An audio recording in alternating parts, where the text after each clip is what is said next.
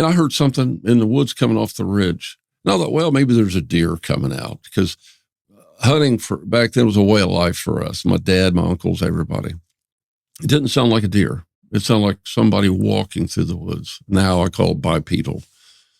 And I spotted something up on the ridge. And I thought, there is somebody walking in the woods because the ridge goes up pretty steep away from the pond. And it kept coming down and down closer, closer.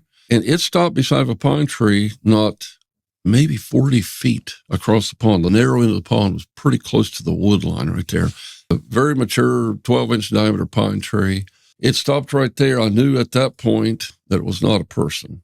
5.5, 6 foot tall, covered in hair, flat face, leathery looking skin. And it stared at me. I stared at it for probably a minute and a half. It wasn't just there and gone. We stared at each other. I've got a fishing pole in my hand, scared to death, trembling, shaking, frozen. It's just like I couldn't move. Its eyes were large, out of proportion eyes for what you would normally see as a Bigfoot face. It turned, it walked away. You could see the long hair hanging off its forearms. It walked away out of sight and blended. It was jet black. It was black. At that point, I gathered up my fishing pole and I got on my bicycle and hauled.